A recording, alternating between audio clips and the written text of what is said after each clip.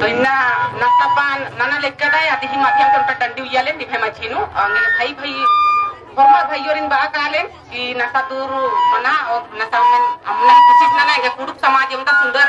हरा भरा रही मगर इन्ना मा जानते हुए अनजान नंतम के मंजूर आता आगे के दूर मन नहीं उनका इन भजन डंडी उयाले जय धर्मे